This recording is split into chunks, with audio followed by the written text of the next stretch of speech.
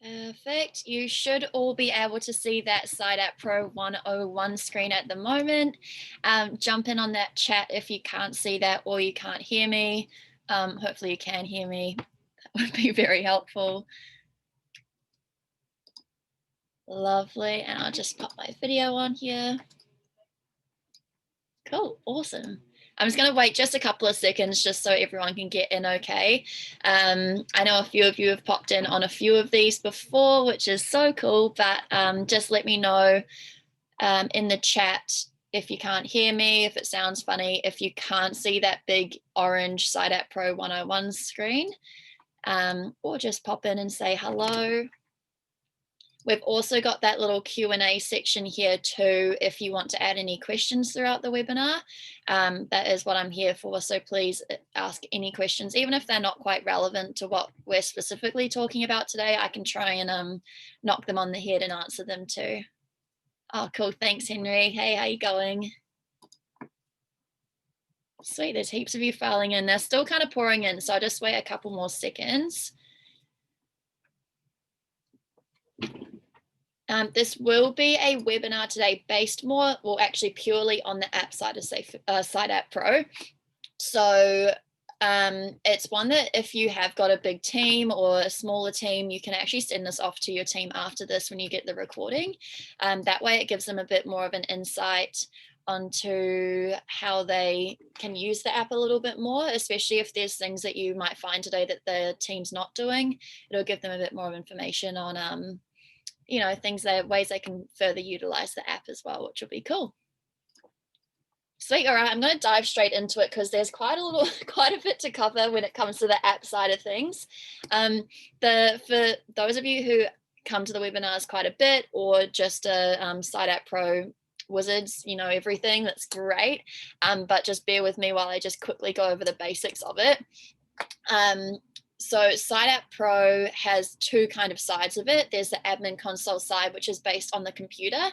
And that's for the admin or the managers of your company. And that's used for the reporting sense, the setting up sense, and some, you know, back-end form editing to customize your account to suit you guys. What we're focusing on today is the app side, and that's what you download off your Google Play Store or App Store, which I'll get into in a second.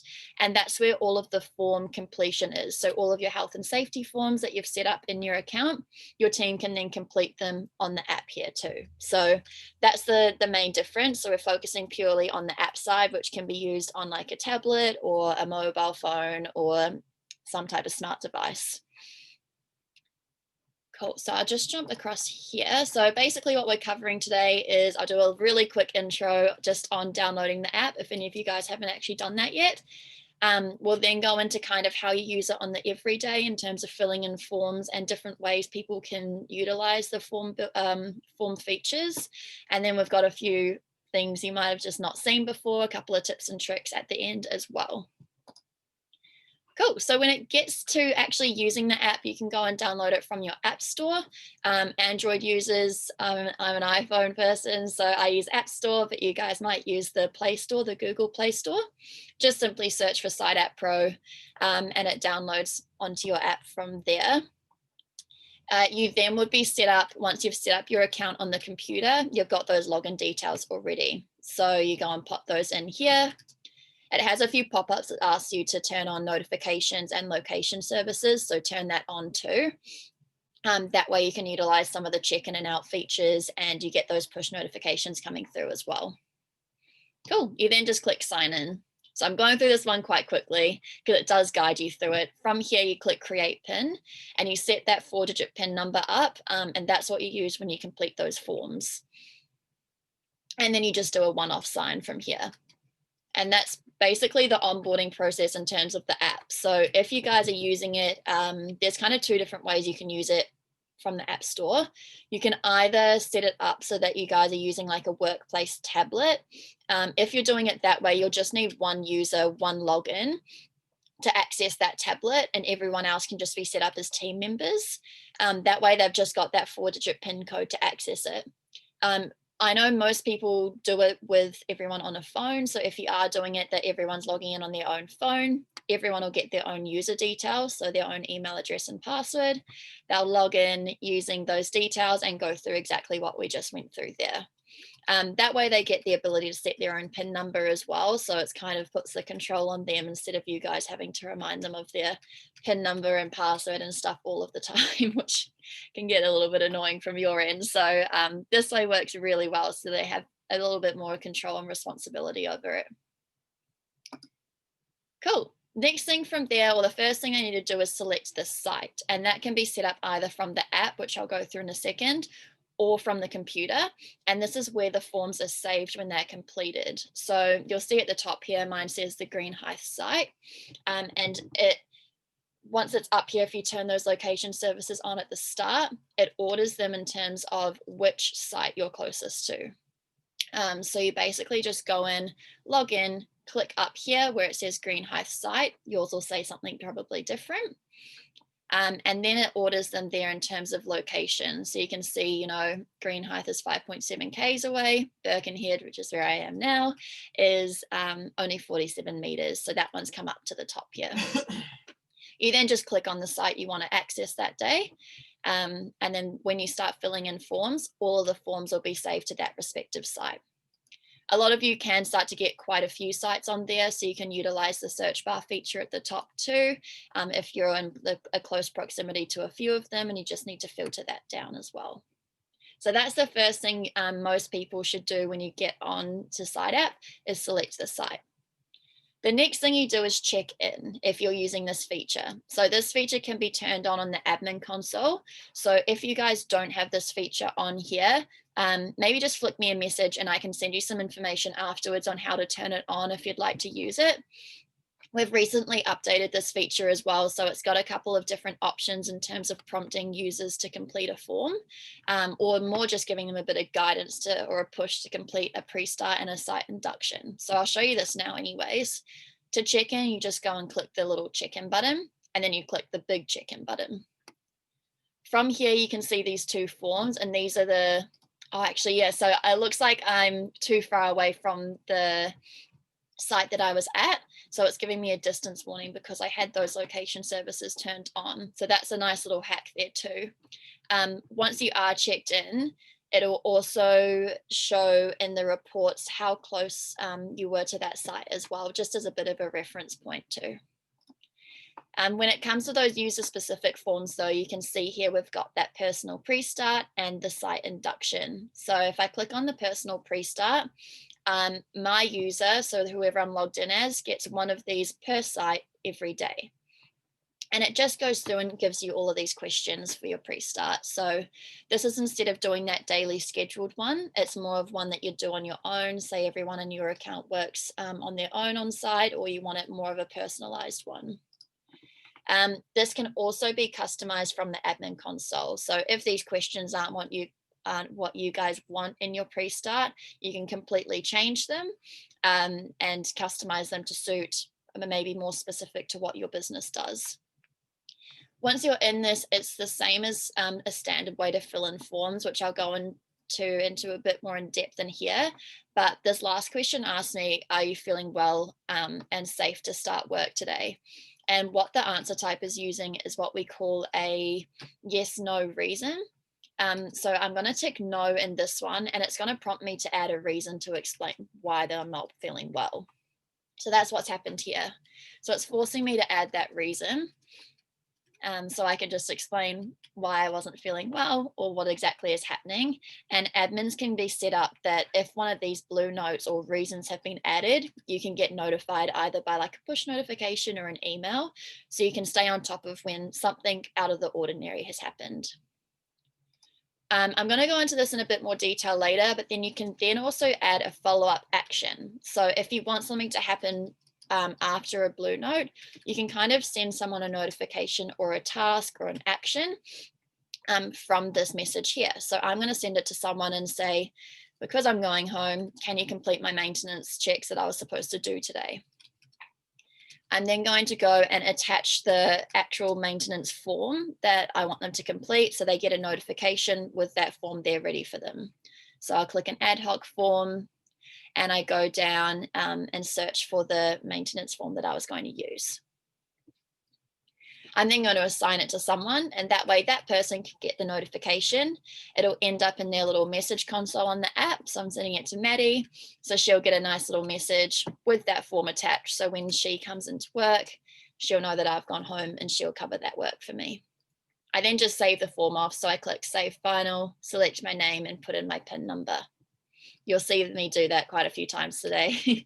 So you can now see that I've completed this form for this site. So I'm on the Birkenhead site. I've completed my personal pre-start, and I've also got this site induction here, which I get one of per site. So it's a good thing to do at the start of a job. So you can see I actually did that site induction on the 11th of August, and it's still saved here in my little check-in button.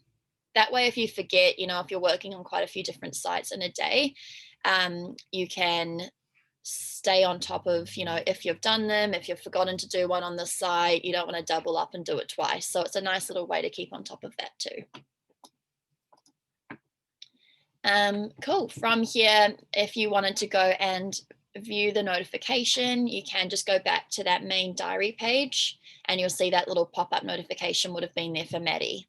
So you can now see here that we've got that message has come up. You can click straight onto that equipment maintenance register and that'll open up that form that I then sent to Maddie, or you can click done when you've completed that task. Cool, so that's the whole little checking in and out. It's quite a complex feature, but it can be quite a powerful one just to get your team in the habit of checking in, filling in their pre-start, going on with the day of work. When it comes to filling in your forms, we can do a little bit more of a deeper dive here. But what we've got here is we've got these two daily forms here. So you can see we've got the pre-start. And this is the other one that I was referencing earlier. So if you were using that personal pre-start we just looked at in the check in and out feature, you'd probably turn this one off. So this one's based off more of a team pre-start. So if you guys work on a site and you've got maybe one site supervisor or project manager or something like that who runs the pre-start as a team, you'd probably turn off the check in and out pre-start and just use this one here as a team one, like a team meeting in the morning. So I'm going through here, I'm selecting who's on site, and then I click those green ticks to save the questions. Has everyone got the correct PPE? Sorry, I'm just flying through this form here, but it just shows all the different answer types that we can kind of use here too. Cool. There's some general comments that I can add at the bottom. So this is just like a short text answer type. And you can also see here that there's an option to add a photo to a form. So if there is something, maybe you want to take a nice little group shot in the morning of everyone there, you can add a photo by clicking that yellow icon there. Cool. From here, there's also the ability to just add a blue note. So before we added one of those yes, no reasons, and the reason kind of shows as a blue note or a reason. So if you just want to add one that's not using that answer type of yes, no reason, you can manually add a blue note here by clicking this little blue note icon in the bottom left corner. So if something's gone and happened out of the ordinary, you can just go and click on that one and add the information. So maybe you're saying someone's gone home sick, or a hazard's come up that you guys didn't expect, anything like that. You can add it in here and your admin will get notified. Finally, if you've got any external people in the company that you'd like to email a form to, you can set it up to either email automatically for a specific form, or you can do it as a one-off from the app. So you can do that by clicking the little mail icon in the top right corner and then enter their email address in here, and it sends a copy of the form off to them. Just make sure you hit the return button and it'll go gray like that, and then you click send and that sends the email off to them. Great. So the other way that forms kind of work, so the option we saw before was kind of like a scheduled form setup, but I'll show you that in more detail in a second. What I know a lot of people do is use this ad hoc section here. So this is usually if you've got quite a few people working on a site. And so you want them to basically have their own set of forms each time. So you can see here that it's directing us after we've checked in to go and use our ad hoc forms. And this is just going to be a library of forms that you can use. And this means that they've got no schedule set to them, and you can kind of access them whatever time of day or as many times as you need to throughout the day. So click play here. But the ad hoc forms are set up from the admin console, and it's just a scheduling setting that you can turn on from here. And to access them, you just click this little orange plus button down here. So as you can see here, there's a massive list of forms here. You just click on them to open them, and you can go through and favorite ones that you use most frequently. That way they're kind of pinned to the top of the list without having to search through it every time. So you can see I've done that with the pre-start. You can, there we are, I'll just scroll up here, make sure I've got all of the ones. So say you do use these 3 forms the most, they're the ones that are now favorited. So when I go back into that ad hoc list, those ones will be at the top, so I can just have super easy access. Great. From here, if you just click on a form as you see here, it just gives you a blank copy of the form. So that way I can go through, complete it when I need to, completely fill it out, and then just save it. That way it's all good to go. And it's just the same as completing another form. Great. So this is the whole list of forms. So you'll find things in here like incident site injury register, near miss forms, hazardous substance registers, anything else that you might not use on a schedule will be in here. Great, so those are your ad hoc forms, which I know a lot of you guys purely use, but if you don't work quite like that, you'll work on a scheduled form basis, which again is set up on that forms page on the admin console. And this is basically set up off a schedule of daily, weekly, or monthly. So you'll see down here at the bottom, you've got, we're here on the Today tab, and these are your daily forms to fill out. You'll then have weekly forms, so you have a weekly toolbox, and monthly forms for a site workplace inspection form. So at the moment, you can see here that we've got these 2 forms scheduled for daily, and how these work is you get these 2 forms for this site. So it's kind of a first in, first serve basis if you've got multiple people on the site. So once one form's completed, it's saved there on this site. So if someone else came and looked at it, they'll be able to see who completed it beforehand, and all their data will be there for today. So these, as I was saying before, work really well if you've got like a team leader or a project manager or someone who kind of mans these forms, and you can do them collectively as a team. That way they're completed for this site and saved to this site, and no one's overriding them or anything like that. If you do want to work not in a team basis and you want to have everyone do a form individually on the same site, that's when you'll have to use those ad hoc forms. So we can see that orange dot on the basic site-specific risk assessment. That is a mouthful. And that just means that it's currently, the form's been started, but it's currently saved as a draft. So that's what that means there. And that little blue note means those blue notes or a yes, no reason or one of those have been used on here as well. Yeah, so these are your daily forms. You can choose what days they show up from the app as well. And then the weekly ones, you obviously get one of those per site per week, and same with monthly forms, 1 per site per month. So you start to get the gist here. Those little orange dots too mean that there's still forms to be completed in that time period. So we're just going to look at the weekly toolbox. This is good. So you can kind of start it today. And if you save it, maybe you save it as a draft, you can go back and complete it at a later date within that week too. But again, it's just a matter of going through, clicking the answer, typing in your answer or selecting the answer, whether it's a yes, no, or multi-choice, and then saving that question there. So once you guys have a play around with the app a little bit more, you'll start to get the hang of it a little bit too. Cool. And then you can just kind of, for this toolbox, you can pass the actual app around, or the phone or the device, and get the team to physically sign it. So you can see it says attendee signature. You can click repeat previous question, and that will just repeat this form in a blank copy. So then the next person can sign it off themselves too. See, just like that. And once you've done with that, you'd say everyone present is signed, click Save Final to finish the form off. Select your name of who's signing it and then put in that 4-digit PIN code and you'll be good to go. You can now see that form's completed here because it's got that gray tick. Easy.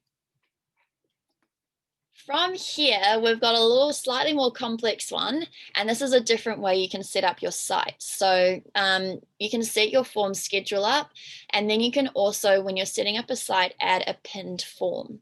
And what this is as I was saying before, if you've got a daily scheduled form, you get one of those per day per site. So say for this pre-start, if I completed one yesterday, when I come onto site today, I'll have a blank new form there ready for me. What we've got here, which is slightly different, is your pinned forms and registers. And this is mainly based off for using it for maybe a hazardous substance register, or as we've got here, a risk assessment or register.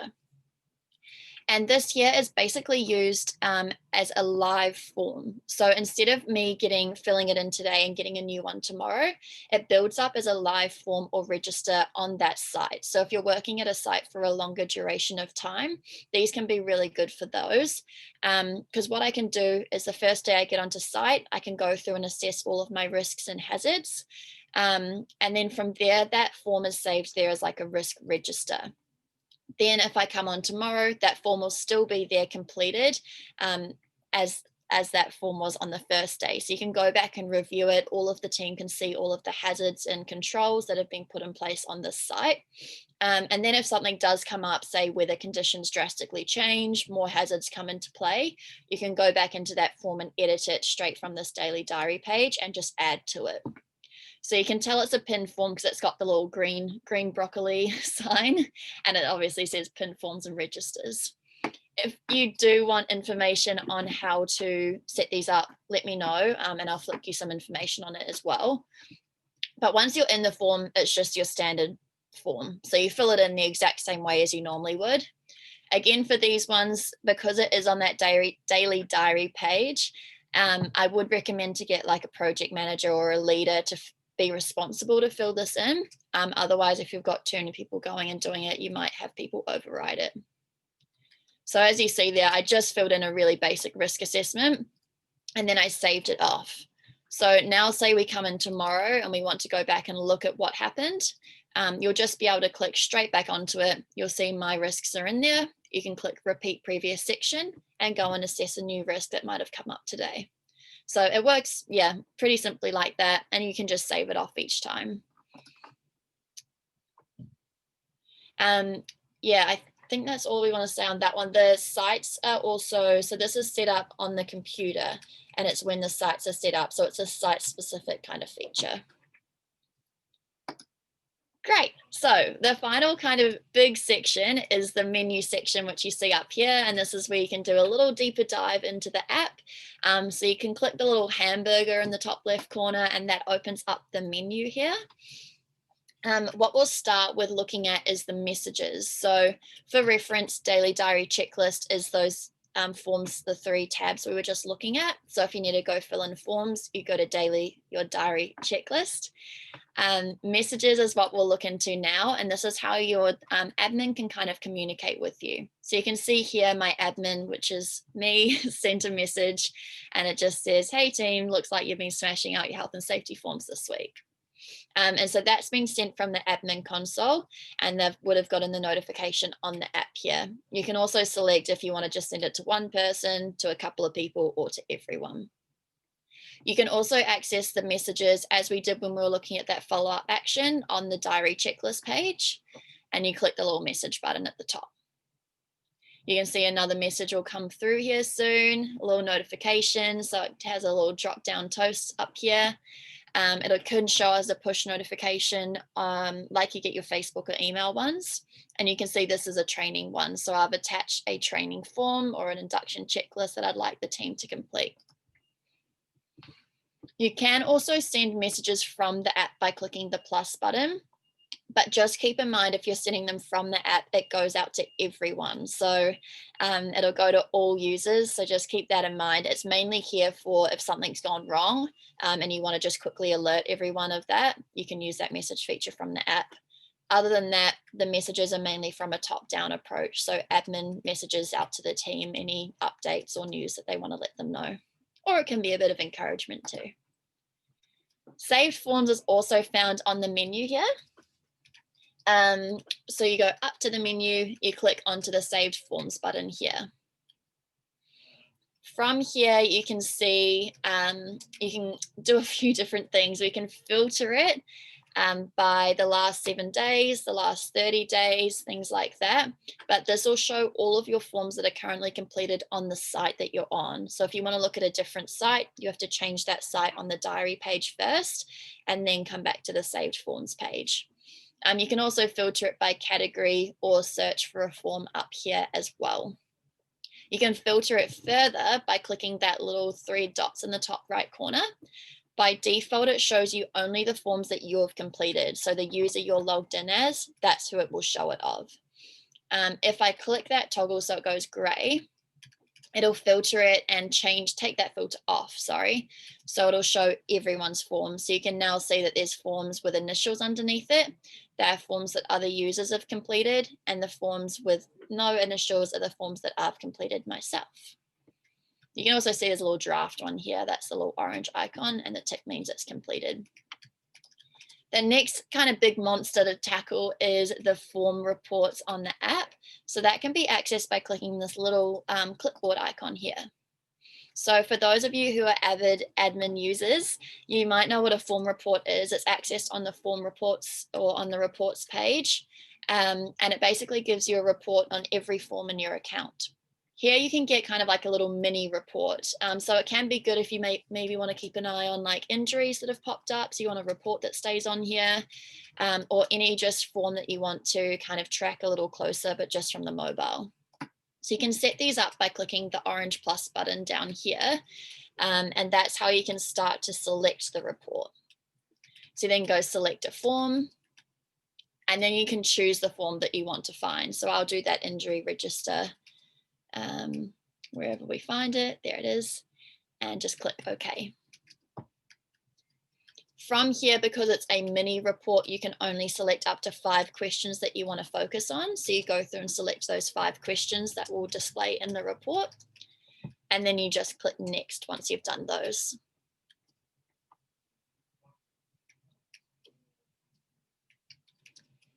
And from here, it's just a quick little review to make sure that's what you're after, and you can save that report from there.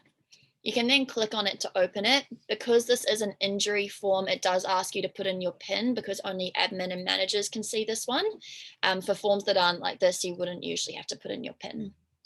So now you can see it's a report of kind of like all of your completed forms for this one. So this form was completed on the 10th of August, and you can scroll down to see the contents of each of these. If you are using a tablet, you'll notice that it's displayed slightly differently and in more of like a graph. So that's just the difference on screen size and screen display here. So that can be quite a good way if you're wanting to kind of have a deep dive on the site and focus on a few key areas. There's a couple of other things on here that I'll just quickly fly through. This is the site's detail page. You can click the orange plus button here if you want to add sites on the fly. You do need admin or manager access to be able to do this. So it's asking you to put your PIN number in, and you can go and add site details in from here. The site details page can also give you a little bit of extra info on the site that you're currently on. So you can go into the sites tab from the menu and look to see if there's any additional notes. It'll give you the address and things like that. But you can see I just added that Albany site. It's been added successfully. It's all created. You can also use that sites page as well to view who's currently checked in on site. If you go onto it, there's like a little check-ins button, and that'll show you who's there at the moment in case of an emergency or something like that. Easy. The other thing is, well, kind of the final big one to tackle is suppliers, equipment, and team.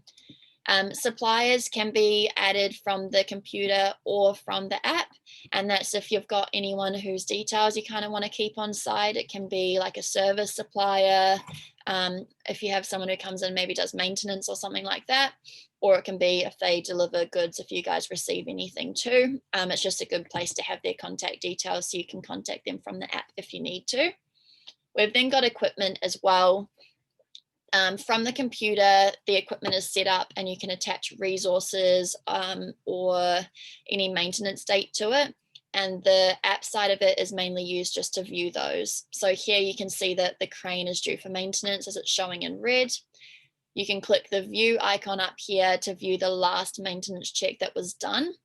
And then you can also click this little paperclip icon to view any resources that might have been attached to that piece of equipment.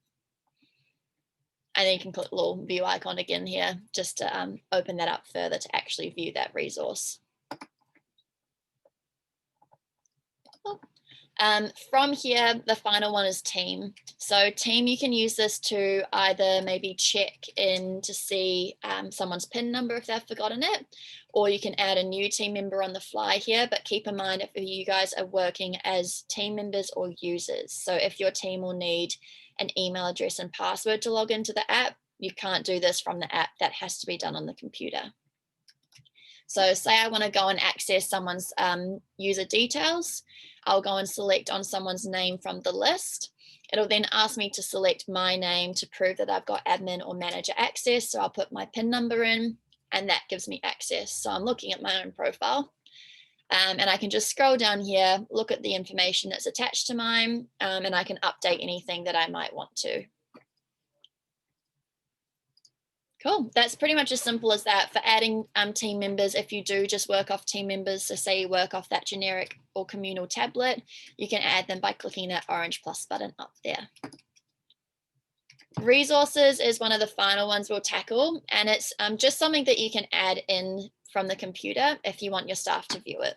So it's just good to have it there. I know some people add in big, TA sheets here, or they might add in a list of their hazardous substances or just some training information. So as you saw back there, sorry, that one jumped in a little bit quick, but you can click view and download to actually view the resource. So you can see here it's opened up a URL link to a WorkSafe website, and then they can click complete when they go back on the app and sign it off. That way you've kind of got a record of the fact that they've viewed that resource. They might have done that bit of training or you just know they're staying on top of it. Okay, we've got our last one here, and this is just for people who are contractors. So you might work across multiple Site App Pro accounts, or if you're a group here for Site App and you guys are in the same company, but people work in different logins, you can set them up as a contractor. We've got it here. If you are a contractor, you're logged into one account, you have the option to use our switch option now, and that gives you an easy access to change between accounts. So you click switch, it'll then give you an option to choose what account you'd like to access now. Once you click OK, it'll just log you straight into that one. So if you are jumping between sites or accounts in a day, you can just do it really simply and easily from there. Great. Cool. So that was everything. That was quite a lot of information for today. But if anyone has any questions, please pop it in the Q&A and I'll be more than happy to have a chat about it. But while we're here, we do have that Facebook user group that's fully there for you guys just to utilize if you've got any information about your team or your company or any events coming up, or if you've got any questions about the community, pop it in there because there's an awesome team of Site App users that are in there that'll be able to have a chat with you guys.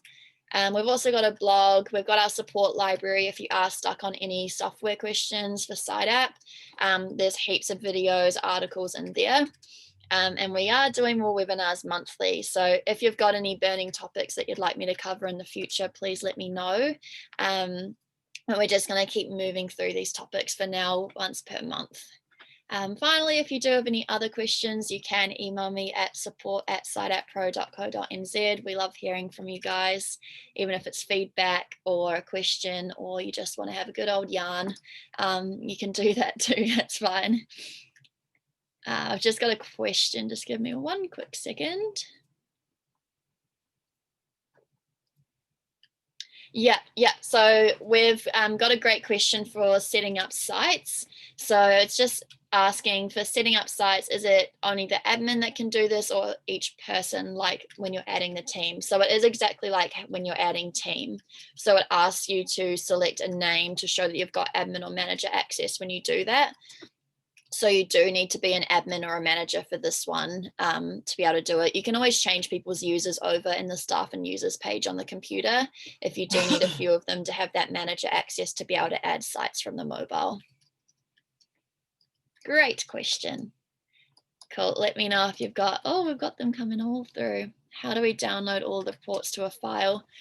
So when it comes to reporting and exporting your data from SiteApp, that's done on the computer side. So you log in, so go to our website first, hit the login button, go onto the admin console there.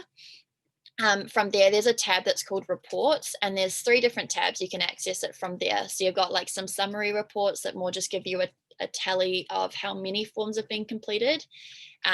Form reports is one that's used a lot, and that's kind of like the mobile one I was showing you before, but it's a full version, a big version. And so you can get a report off each form from there.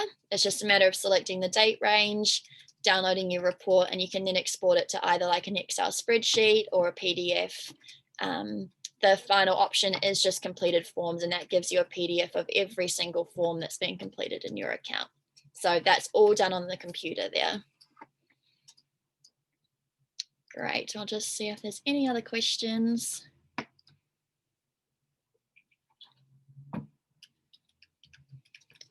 Yes, everything that's completed on the app can be exported. So you can get the form reports are the ones you're probably after. So you can get a breakdown of each form. Once you're in the form report, you can then filter it by site. And that will give you the option to get a report for that site instead of just an overall of all of your data.